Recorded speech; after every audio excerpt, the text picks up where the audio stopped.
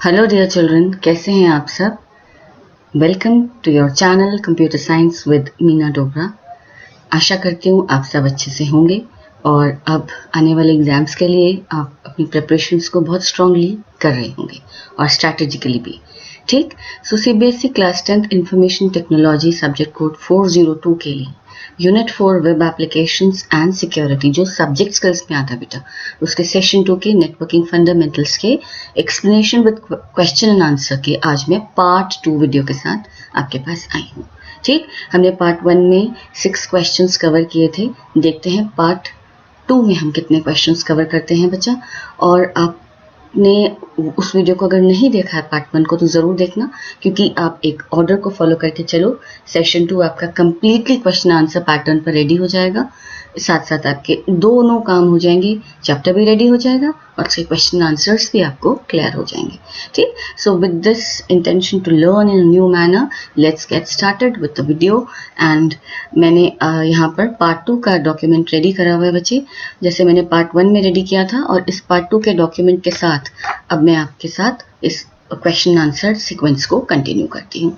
So web application security networking fundamentals part 2 of question answers. PDF आपकी 10th की मैंने open करी हुई है सेशन 2 के लिए, तो आपको रेफर कर लेना। आप जहाँ जहाँ मेरे लिए रिक्वायर्ड होगा मैं आपको रेफर करके बता दूंगी, नहीं तो आप रेफर कर लीजिएगा। कोई भी ऐसा कॉन्सेप्ट नहीं है जो बुक में गिवन है और इन क्वेश्चन आंसर्स में कवर नहीं होगा। ठीक, सो क्वेश्चन नंबर 1 to 6 तो बच्चा हमने पढ़े थे पार्ट 1 में। ठीक, सो अब पार्ट 2 में मैं क्वेश्चन नंबर 7 के साथ प्रोसीड कर रही हूँ। Fine, that reads define www। ठीक, www which stands for world wide web.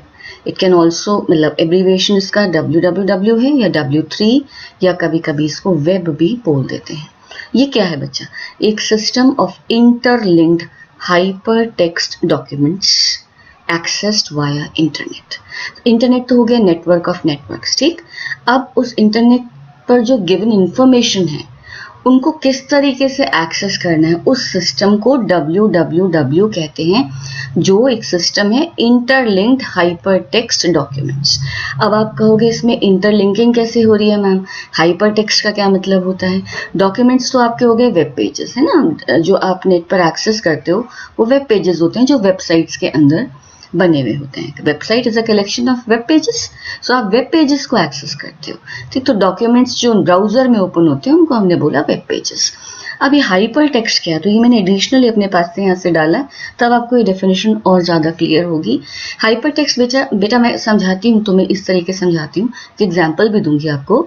Hyper text is a text displayed on computer display और अदर इलेक्ट्रॉनिक डिवाइसेस। ठीक है, टेक्स्ट कोई इमेज भी हो सकती है, कोई वीडियो भी हो सकता है, कोई, ठीक है ना। हाइपर टेक्स्ट अब इन दिनों मल्टीमीडिया, आपको पता है डेटा है, data is not just text. ठीक, तो मल्टीमीडिया डेटा आप देखते होंगे, कोई इमेज पर भी आप वीडियो पे भी क्लिक कर सकते हो, इमेज पर भी क्लिक कर सकते हो, आपको उसके रेफरेंस उससे पर ले जाता है, तो उस पर बाद में आएंगे। अभी हम फोकस करते हैं hypertext is text which is displayed on your monitors और on your electronic devices like, ठीक है ना, ये आपके मोबाइल्स हो गए, विद रेफरेंसेस। ठीक, they are known as hyperlinks. Hyper text एक टेक्स्ट है जो रेफर करता है, एक जो कंटेन करता है हाइपरलिंक्स को, ठीक है ना, to other text that the reader can immediately access. Hypertext documents are interconnected by hyperlinking. देखो जैसे एक फिगर है आपके पास, ठीक, यहाँ पर ये रेड लाइंस, रेड जो शो हो रहा है ये हाइपर टेक्स्ट है, और ये 1 2 3 4 5 6 पेजेस हैं। एक होम पेज होता है वेबसाइट का, उससे लिंक ये 5 पेजेस हैं।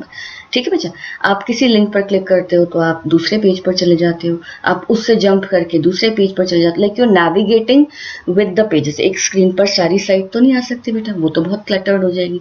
तो जैसे एक बुक पेजेस में डिवाइडेड होती है, ऐसे एक वेबसाइट भी वेब पेजेस में डिवाइड होती है, और आप जो जंपिंग करते हो ऑन द सेम पेज और from one page to another page in a website, that is done with the help of hyperlinking.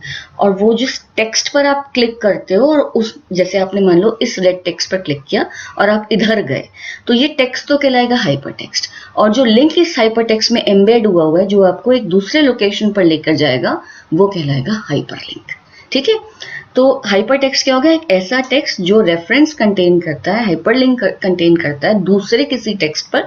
वो टेक्स्ट आपका सेम वेब पेज पर हो सकता है या एक और वेब पेज पर हो सकता है, कभी कभी वो एक दूसरी साइट का भी हो सकता है। ठीक, तो हाइपर टेक्स्ट डॉक्यूमेंट्स को वर्क कैसे कराते हैं, they work with the help of hyperlinks. तो अब हाइपरलिंक्स क्या होते हैं समझो। हाइपरलिंक क्या है, एक लिंक है, is a reference to data that the user can follow by clicking और टाइप और टैपिंग। तो हाइपर टेक्स्ट पर जब आपने क्लिक किया, जिस लिंक पर आप गए, हाइपर टेक्स्ट में वो URL गिवन होता है जिस पर आपको जाना है, या वो लोकेशन गिवन होती है जिस पर आपको हाइपर टेक्स्ट पर क्लिक करके जाना होता है, वो कहलाता है हाइपर लिंक। सो क्लिक करके या टैप करके आप जब दूसरी लोकेशन पर जाते हो बच्चा, ठीक है ना, टैपिंग आजकल बहुत ज़्यादा, tap to get back to the home page या टैप टू एग्जिट, तो क्लिक या टैपिंग से आप जाते हो तो वो कहलाता है बच्चे hyper linking. So it either points to a whole document, मतलब एक वेब पेज से दूसरे वेब पेज पर चले गए, या to a specific element within a document, उसी वेब पेज पर, क्योंकि एक स्क्रीन पर लिमिटेड डेटा है। मान लो आपको फॉरवर्ड जंप करना है या बैकवर्ड जंप करना है, तो आप एक ही पेज पर भी अलग अलग लोकेशंस पर जंप कर सकते हो। So what is hyper text now, it is text with hyper links. इसको एक एग्जांपल से समझो। मैंने विकिपीडिया साइट को ओपन करा हुआ है बच्चे यहाँ पर, ठीक, यही हाइपर टेक्स्ट ही खोला मैंने सपोज, ठीक। अब देखो ये जो कंटेंट्स आए हैं बच्चे, etymology, types and uses of hypertext. मान लो मैं types and uses of hyper text पर क्लिक करती हूँ, ये एक हाइपर टेक्स्ट है, अंडरलाइन होता है।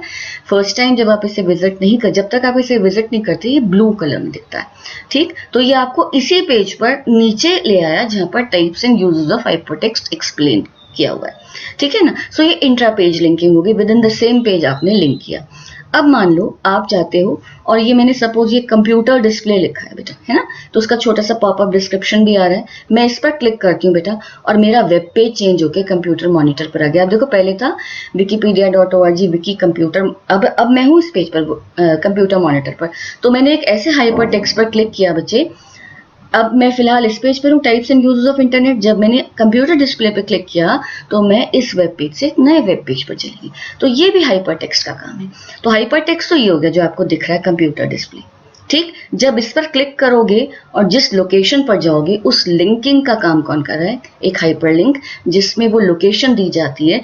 जब आप हाइपर टेक्स्ट पर क्लिक करोगे तो आप कहाँ जाओगे बच्चे, ठीक है ना, समझ गए। सो हाइपर टेक्स्ट सिर्फ टेक्स्ट ही नहीं हो सकता, वो एक इमेज भी हो सकती है। जैसे मान लो आपने इस इमेज पर क्लिक किया, ये भी आपकी ओपन हो जाती है, जेपीजी फाइल खुल जाती है, ठीक है ना। तो hyper text can be any multimedia data and which when clicked through the hyperlink that is embedded in it takes you to a different document, that is a web page, or takes you to a different location on the same web page, that is hyperlinking। और ये जो सारे hyperlink documents को access करने का तरीका है, इस सिस्टम को हम क्या कहते हैं बच्चे, इस सिस्टम को हम कहते हैं WWW। अब पढ़ो डेफिनेशन, अब क्लियर होगी।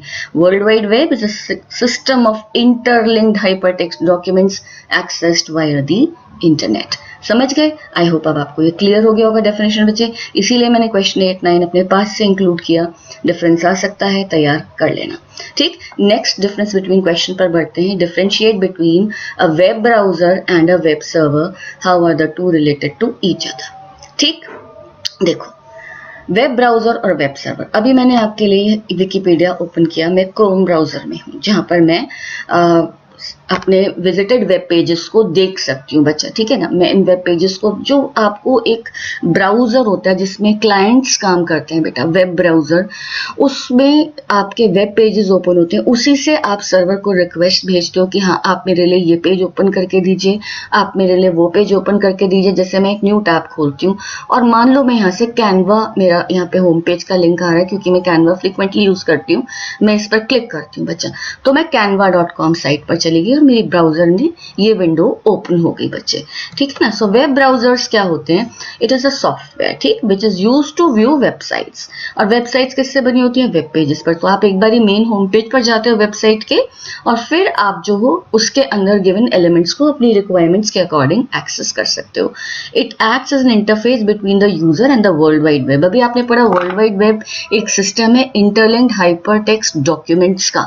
सो वर्ल्ड वाइड वेब और हमारे बीच के इंटरफेस को, हम पेजेस को कहाँ व्यू कर रहे हैं, हम पेजेस को व्यू कर रहे हैं गूगल क्रोम में। इस समय आप मेरी पीडीएफ भी एक ब्राउजर में ही देख रहे हो, दैट इज माइक्रोसॉफ्ट एज, ठीक है ना। ये माइक्रोसॉफ्ट एज में मैंने खोला हुआ है, ये भी मेरी एक पीडीएफ है, ये भी एक माइक्रोसॉफ्ट का ब्राउजर है जो फ्रीली डाउनलोडेबल है with such good facilities. I always use this to open my PDFs and it gives me the facility to teach you through my online videos, and it also gives me the facility to teach my students online.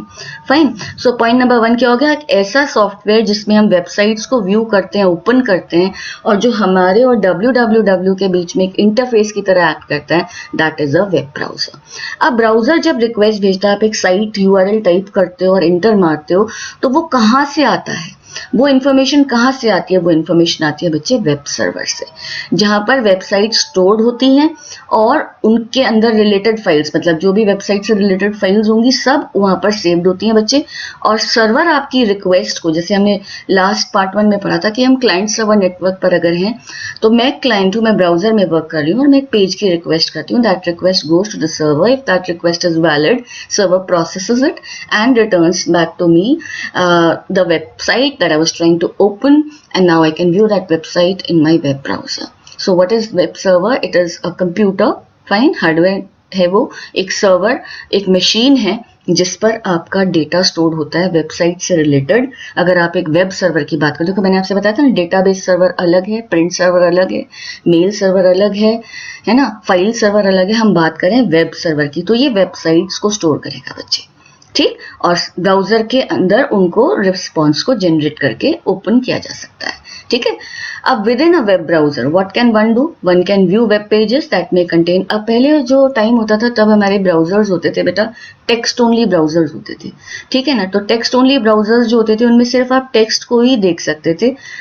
ठीक है. बाद में हमारे GUI browsers है, जैसे Chrome है, Netscape navigator है, आपका माइक्रोसॉफ्ट एज है, एप्पल सफारी. मैंने बहुत सारे नेम्स लिखे हुए, आपको एटलीस्ट 4 नेम पता होने चाहिए. इनमें आप मल्टीमीडिया डेटा को व्यू कर सकते हो, टेक्स्ट के साथ साथ इमेजेस, वीडियोस, कोई भी मल्टीमीडिया इंफॉर्मेशन हो. और नेविगेट करने के लिए मैंने आपको क्या बताया, हाइपरटेक्स्ट पे क्लिक करो, हाइपरटेक्स्ट आपको उस हाइपरलिंक पर ले जाएगा जो उसके अंदर एम्बेडेड है. ठीक. अब ब्राउजर में क्या होता है, ब्राउजर तो पढ़ लिया. अब सर्वर में क्या होता है, सर्वर इंफॉर्मेशन को स्टोर करता है which is known as web pages. ठीक है, जो compiled होते हैं as a website and they are retrieved by using a web browser such as Firefox on the local computer. ठीक. तो आप अपने लोकल कंप्यूटर पर हो, आप इंटरनेट फैसिलिटी को यूज करते हो, ब्राउजर ओपन करते हो, इंटरनेट कनेक्शन आपके पास होना चाहिए, URL टाइप करते हो. अगर आपने करेक्ट टाइप किया और वो साइट एग्जिस्ट करती है तो सर्वर आपको रिप्लाई कर देता है and the site opens up in your browser. Fine. So I hope this difference is clear. Example जरूर कर लेना. Google Chrome, internet explorer, Mozilla Firefox, Microsoft Edge, Apple safari, ये सब आपके, नेटस्केप नेविगेटर, ये सब आपके एग्जाम्पल्स हैं ब्राउजर्स के. ठीक. अब next question, how can you get access to the internet? Define ISP, name some popular ISPs. ठीक. सो हम एक्सेस इंटरनेट पे कैसे कर सकते हैं? हमें उसके लिए चाहिए होगा एक इंटरनेट कनेक्शन. ठीक. सो आप एक्सेस कैसे करते हो? Internet connection. अब वो इंटरनेट कनेक्शन आपको कौन प्रोवाइड करेगा? वो आपको प्रोवाइड करेगा एक ISP, that stands for internet service provider. That is an organization that provides you access to the internet via dial-up. Dial-up अब यूज नहीं होते हैं, बहुत पुरानी टेक्नोलॉजी है, स्लो होती थी, बट हाँ इनिशियली यही हेल्पफुल थी, जिसमें मॉडेम यूज होता है. डायल-अप की जगह अब सब ज़्यादातर लोग डिजिटल सब्सक्राइबर लाइंस या फिर ब्रॉडबैंड कनेक्शंस लेते हैं. डायरेक्ट हार्ड वायर्ड ले सकते हो आप, है ना. ठीक है. आप एक वायर्ड राउटर यूज कर सकते हो या फिर आप एक वायरलेस वाईफाई कनेक्शन भी ले सकते हो. ठीक. Depending upon your requirements and the feasibility. Fine. Some popular ISPs are BSNL, that is Bharat Sanchar Nigam Limited, Airtel, MTS, Mahanagar Telephone Service, and then you have Vodafone, and you have Tata Docomo. ठीक. You have Jio, जिसका fibre plan बहुत successful रहा है. और आप भी मतलब इनके अलावा भी अगर आपको कोई प्रोवाइडर्स के नाम पता है बच्चे तो आप उनको लिख सकते हो. ठीक है ना. So mobile telesystems, MTS, BSNL, Airtel, Vodafone, Tata Docomo, Jio etcetera, ये सब पॉपुलर ISPs है. ठीक है. आगे चलते हैं बच्चे. MTNL है आपका, जो मैं पहले आपका MTS बोल गई थी. फाइन. वो मेट्रोपॉलिटन सिटीज के लिए आपका सर्विस होता है। ठीक, अब देखो आप, what are the various factors that determine your choice of internet connectivity. बहुत इंपॉर्टेंट क्वेश्चन है। देखो चॉइसेस क्या क्या है बच्चे। Choosing connectivity depends on the availability of a particular technology, speed and connection type in our area. अब जैसे जहाँ मैं रहती हूँ, पहले वहाँ पर एयरटेल का कनेक्शन नहीं मिलता था और वहाँ पर मुझे BSNL में ही वर्क करना पड़ता था। ठीक है, अब जब वहाँ पर एयरटेल कनेक्शन आया तो मैंने एक साथ साथ एयरटेल का प्लान भी ले लिया ताकि मेरा वर्क अच्छे से कैरी आउट हो सके। सो डिपेंड्स कि आपके पर्टिकुलर एरिया जहाँ आप रहते हो, ठीक है, या जहाँ आपका ऑफिस है, जहाँ आपका घर है, उस एरिया में क्या पर्टिकुलर टेक्नोलॉजी अवेलेबल है, क्या स्पीड मिलती है, कैसा कनेक्शन टाइप है, ये सब चूजिंग कनेक्टिविटी पर डिपेंड। मतलब जब आप कनेक्टिविटी चूज करोगे तो ऑब्वियसली आप वो कनेक्शन नहीं लोगे जो आपके एरिया में अवेलेबल नहीं है। ठीक है, अब बात करते हैं साइज पर। अगर आपके स्मॉल टू मीडियम यूजर्स हो आप, जैसे होम यूजर्स हो सकते हो या small to medium business users हो सकते हो, सो आप एक मीडियम टाइप का प्लान ले सकते हो। कौन सी कनेक्टिविटी ले सकते हो? डिजिटल सब्सक्राइबर लाइन ले सकते हो, केबल कनेक्शन ले सकते हो, cable modem, cable internet access ले सकते हो। डायल अप मैं नहीं समझती यूजर्स लेंगे। ब्रॉडबैंड वाईफाई ले सकते हो, वाईमैक्स यूज कर सकते हो, 3G यूज कर सकते हो, है ना। अब तो आपके 5G कनेक्टिविटीज भी हैं। जितनी आपको स्पीड रिक्वायर्ड है उस अकॉर्डिंग आप कनेक्टिविटी ले सकते हो अपने स्मॉल टू मीडियम बिजनेस या होम यूसेजेस को कैरी आउट करने के लिए। हाँ, अगर आपका लार्ज बिजनेस है, मीडियम टू लार्ज है, या मोर डिमांडिंग रिक्वायरमेंट्स है, जैसे आपकी बहुत बड़ी एस्टैब्लिशमेंट है जहां आपको 24/7 नेट फैसिलिटी चाहिए, अनहिंडर्ड नेट फैसिलिटी चाहिए, तो आप हाई स्पीड कनेक्टिविटी ले सकते हो, जैसे DSL ले सकते हो, ISDN ले सकते हो, इंटीग्रेटेड सर्विसेज डिजिटल नेटवर्क, ये आप ले सकते हो। आप इवन वाईमैक्स भी ले सकते हो, उसमें नॉट एन इशू। आप एक हाई एंड प्लान ले सकते हो। तो कनेक्टिविटी किस तरीके से आप डिटरमिन करोगे internet connectivity, that will depend upon your location. Fine, जहां पर आप रहते हो उस पर डिपेंड करेगा कि वहां क्या क्या अवेलेबल है। प्लस फिर आपका रिक्वायरमेंट स्मॉल टू मीडियम है तो, मीडियम टू लार्ज है तो, बिजनेस रिक्वायरमेंट है, होम रिक्वायरमेंट है। These are the various factors that will determine your choice of internet connectivity. ठीक, तो ये इन्होंने एक फॉर्मेट मैंने आपकी बुक से ही लिया है कि एक ये टेबल है जिसमें कॉलम्स बने हुए, 3G लेना है, DSL, cable internet access, WiMAX, और आप ये डेटा फिल कर लीजिए। ठीक, और फिर आप एनालिसिस कीजिए कि आपके लिए कौन सा प्लान ज़्यादा बेटर होगा, कौन सा कनेक्टिविटी ज़्यादा बेटर होगा, वो आप ले सकते हो। जैसे आपने दिया प्लान नेम क्या है, डाउनलोड लिमिट, स्पीड क्या है, फ्री मॉडेम मिल रहा है या नहीं मिल रहा, all that you can determine from by filling this table and then make a comparative analysis and go ahead with the plan the connectivity according to the technology that suits you the best. Fine. Then define modem. बहुत important question है modem। मैं figure भी लगाया है आपको समझाने के लिए। it stands for modulator, demodulator। देखो modem ऐसे बना है, modulator, demodulator, ये इसका function है। So it is a device, fine, that converts digital computer signals into a form, analog signals that can travel over phone lines. It also reconverts the analog signals back to digital signals. ठीक, तो देखो आप एक system ए पर एक user है sender और system B पर एक यूजर है रिसीवर। सिस्टम ए जो हमारे बाइनरी सिस्टम्स हैं, डिजिटल सिस्टम्स हैं, they send information in digital format.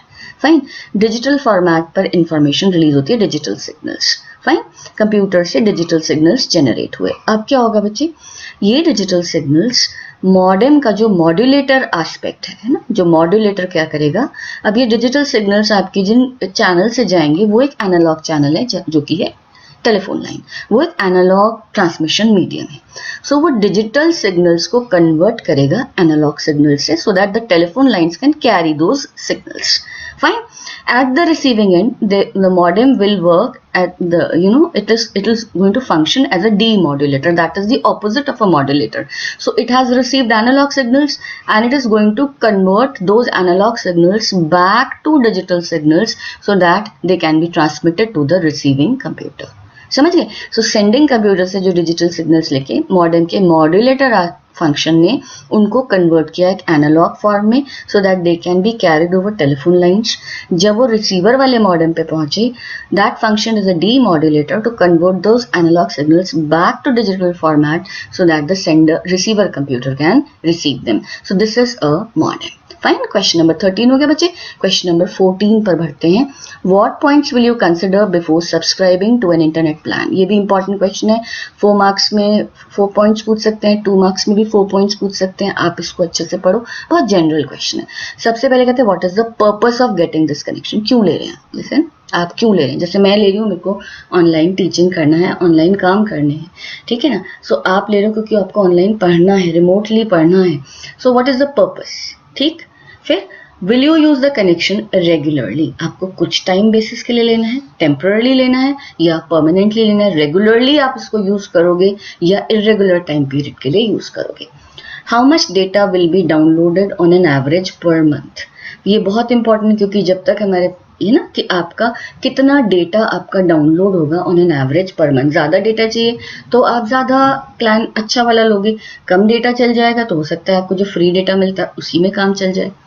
How much speed do you need? Obviously speed is the thing which all of us would consider a lot because no one wants to sit and wait for the response.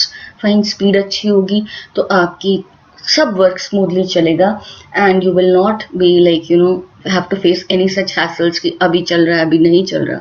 So speed obviously आप लोगे, major factor होगा कि आपको कितनी speed चाहिए। ठीक, तो अगर आपको सिर्फ रीडिंग चाहिए तो आपका कम में भी चल जाएगा, लेकिन अगर आपका विजुअल ऑडियो डेटा ज़्यादा यूज, ऑडियो वीडियो डेटा ज़्यादा है तो आपको एक अच्छा स्पीड वाला प्लान चाहिए होगा बिकॉज वहाँ पर आप स्पीड डिलेस को अफोर्ड नहीं कर सकते।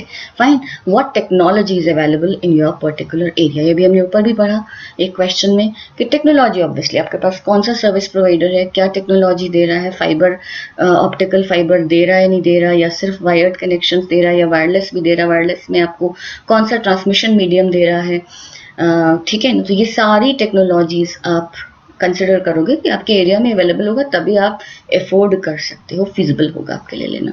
Fine, what are the different plans available from the ISP? Obviously बहुत सारे प्लान्स होते हैं, हर तरीके के यूजर के लिए प्लान्स होते हैं। बिजनेस यूजर के लिए अलग हैं, होम यूजर्स के लिए अलग हैं, है ना। तो आप किस तरीके का कितने प्लान्स दिए हुए हैं और प्लान्स के अकॉर्डिंग ही आपका कॉस्ट बढ़ता है लेकिन आपको फैसिलिटीज ज़्यादा मिलती हैं। सो आप डिफरेंट प्लान्स को भी कंसिडर करोगे। इज देयर एनी लिमिटेशन और catch for the selected plan? देखो बच्चा, ये होता है कि हमें बोल रहा था अनलिमिटेड प्लान है, ये अनलिमिटेड डेटा है, पर वो अनलिमिटेड कुछ नहीं होता। वो क्या होता है कि जो 1 मंथ तक का आपका लिमिट है ना, वो आप अनलिमिटेड एक्सेस करो। फाइन, मतलब जो आपका जितना डेटा है जब तक वो एग्जॉस्ट नहीं हो जाता आप अनलिमिटेड एक्सेस करो। उसके बाद अगर आप यूज करते हो तो स्पीड डिक्रीज हो जाती है। ये आप सबको पता होगा क्योंकि आज की डेट में स्टूडेंट्स ज़्यादा इस चीज़ से अवेयर हैं कि अनलिमिटेड कुछ नहीं होता, ठीक है ना। वो लिमिट्स होती हैं। क्या होता है कि जब आपका वो यूसेज क्रॉस हो जाता है तब आपका इंटरनेट तो चलेगा लेकिन स्पीड डिक्रीज हो जाती है, आपको स्पीड पर कॉम्प्रोमाइज़ करना पड़ता है, या फिर आप उसको रिचार्ज कराओ और अलग टॉपअप कराओ ताकि आप ओरिजिनल स्पीड पर वर्क कर सको। सो क्या लिमिटेशंस हैं सिलेक्टेड प्लान पर, ये भी आप पता कर सकते हो। These are the 7 points that you should consider before subscribing to an internet plan. Fine, then we come to the last question for this video. How is data transferred over internet? And mark my words children, कि बहुत important question है, इसको भी मैं figure से समझाऊंगी। Data internet पे कैसे travel करता है, ट्रांसफर कैसे होता है, हम तो स्प्लिट सेकंड्स में हो जाता है। Before we can blink our eyes data transfer हो चुका होता है।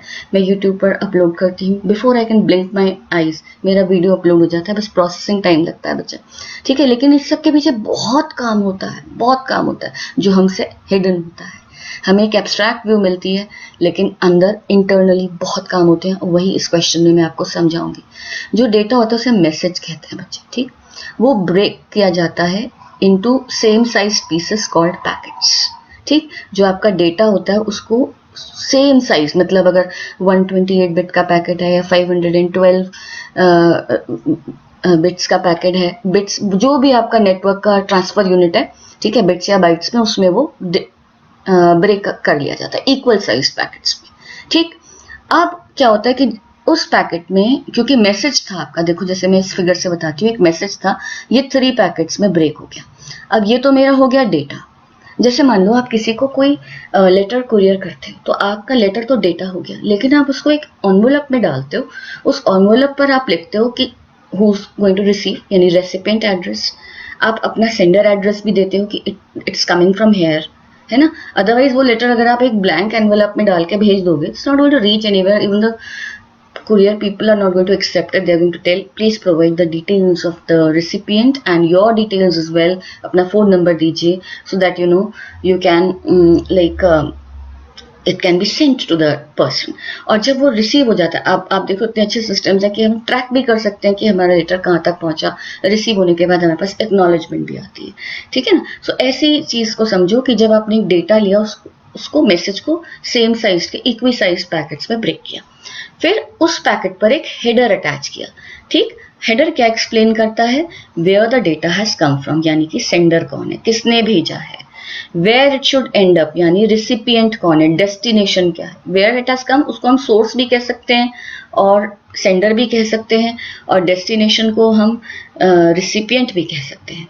Where each packet has to end up and where it fits into the rest of the packets. जैसे आपने ब्रेक किया तो हर एक पैकेट पर एक पैकेट नंबर डाल दीजिए, ठीक है ना। पैकेट 1, पैकेट 2, पैकेट 3, पैकेट 4, एक packet number, unique packet number डाल दीजिए, सो दैट पैकेट्स को जब हम तोड़ रहे हैं, सेंडर एंड से तोड़ा तो रिसीवर एंड पर उसे असेंबल भी करना है, तो असेंबल करते टाइम उन पैकेट्स के नंबर्स के सीक्वेंस में हम मैसेज को असेंबल करते हैं। ठीक, अब थर्ड पॉइंट पढ़ो। Each packet is sent from computer to computer until it finds its destination. क्योंकि नेटवर्क पे तो बहुत सारे, ये थोड़ी एक से एक इंटरमीडिएट, इतने सारे नेटवर्क्स होंगे। राउटर्स पे डेस्टिनेशन एड्रेस को एग्जामिन किया जाता है और जो बेस्ट पॉसिबल रूट है उस पर उस पैकेट को फॉरवर्ड करते रहते हैं जब तक वो अपनी डेस्टिनेशन पर ना पहुंच जाए। Each computer on the way decides where next to send the packet, है ना। जैसे मुझे मिला एक इंटरमीडिएट कंप्यूटर को या राउटर को वो पैकेट मिला, वो डेस्टिनेशन एड्रेस के देखकर उनके पास राउटिंग टेबल्स होते हैं कि अब इसे किस लोकेशन पर भेजना है, तो उस अलग मतलब नेक्स्ट किस जगह इसको फॉरवर्ड करना है। तो ऐसे जंपिंग फॉरवर्ड एंड जंप करते करते आपका पैकेट अपनी डेस्टिनेशन पर चला जाते हैं। सारे पैकेट्स वन बाय वन पहुंचते हैं और सारे पैकेट्स अलग अलग रूट से आएंगे। जरूरी नहीं कि वो सेम रूट को ही लें, मतलब इंटरनेट पे तो इतने सारे रूट्स हैं, हम सोच भी नहीं सकते इतने सारे रूट्स हैं। तो सारे पैकेट्स अलग अलग रूट्स को फॉलो करते हुए डेस्टिनेशन पर पहुंच जाते हैं। जब वो डेस्टिनेशन पर पहुंचते हैं तो उन्हें एग्जामिन किया जाता है। मतलब अगर कोई पैकेट नहीं पहुंचा, ठीक, पैकेट नंबर से पता चल जाएगा कौन सा पैकेट मिसिंग है बच्चे, या कोई पैकेट डैमेज आ गया, ठीक है। तो नेट आपको पता है, डेटा लॉस पूरा हो सकता है, डेटा आपका डिस्टॉर्ट हो सकता है। तो फिर रिसिपिएंट से सेंडर को फिर से मैसेज जाएगा कि आप इस मैसेज को रीसेंड कीजिए, ठीक है। This process will continue fine जब तक सारे पैकेट्स इंटैक्ट, यानी कि विदाउट बीइंग डैमेज्ड या विदाउट गेटिंग मिस, सारे पैकेट्स नहीं पहुंच जाते। जब सारे पैकेट्स पहुंच जाते हैं तो पैकेट नंबर की हेल्प से उन्हें रीअसेंबल किया जाता है, ठीक है ना। क्योंकि आउट ऑफ ऑर्डर पहुंचे हैं, अलग अलग रूट से होते हुए, हो सकता है पैकेट 3 पहले पहुंच जाए, वो एक शॉर्टर रूट से आया, पैकेट 4 बाद में पहुंचे, वो एक लॉन्गर रूट से आया, या हो सकता है पैकेट 2 एक ऐसे रूट से आया जो शॉर्टर तो था लेकिन उस पर नेटवर्क कंजेशन बहुत थी तो वो डिले हो गया, ठीक है ना। और उससे पहले सारे पैकेट्स पहुंच गए, तो पैकेट नंबर्स के हेल्प से, यूनिक पैकेट नंबर की हेल्प से मैसेज को रीअसेंबल किया जाता है। और ये सब स्प्लिट सेकंड्स में होता है, हमें पता भी नहीं चलता बच्चे।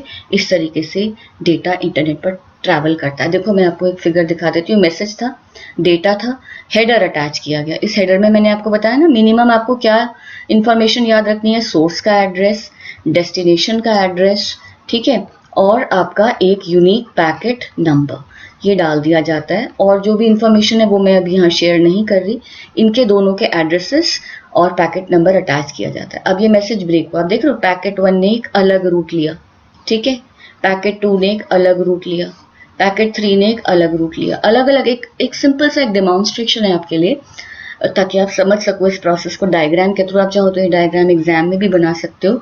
और जब रिसीवर एंड पर पहुंचोगे, मान लो पैकेट 2 पहले पहुंच गया या पैकेट 3 पहले पहुंच गया, रिसीवर एंड पर जब आ जाते हैं, एग्जामिन करने के बाद कि सारे पैकेट्स आ गए और कोई पैकेट डैमेज तो नहीं हो के आया, आप इस मैसेज को क्या करते हो, पैकेट नंबर की हेल्प से रीअसेंबल कर लेते हो। और ये सारा काम स्प्लिट सेकंड्स में परफॉर्म होता है बच्चा, ठीक है। सो आप स्क्रीन को पॉज करके यहाँ से इस डायग्राम को बना लेना। ठीक है, मैं यहाँ लिख देती हूँ सोर्स के लिए एड्रेस, डेस्टिनेशन का एड्रेस, यूनिक पैकेट नंबर, ये होता है हेडर के अंदर, फिर डेटा होता है। ठीक, इस तरीके से एक मैसेज को ट्रांसफर किया जाता है from sender to receiver over internet.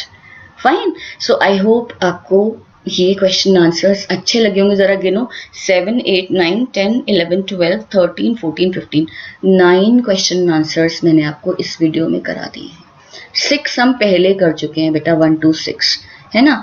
तो अब आपके पास 9 + 6 टोटल 15 क्वेश्चन आंसर्स इस सेशन के आ चुके हैं, पार्ट 2 के कंप्लीट होते ही। तो मैं अब आपके पास पार्ट 3 के साथ जल्दी आती हूँ, जिसमें हम रिमेनिंग कॉन्सेप्ट्स को भी क्वेश्चन आंसर्स के साथ कवर करेंगे। आई होप आपको ये वीडियो अच्छा लगा होगा तो प्लीज़ कमेंट करके बताना। इस वीडियो को अपने फ्रेंड्स के साथ शेयर करना, because sharing is caring. When you share, you are actually helping others, and when you help others, God helps you. Fine. So till we meet again, children, happy learning. I love all of you, and I'll come back with part 3 soon. God bless you. Take care. Bye bye. और smiley तो रह गई, smiley भी जल्दी से बना देती हूँ। ठीक, कमेंट जरूर करना। टेक केयर बच्चा।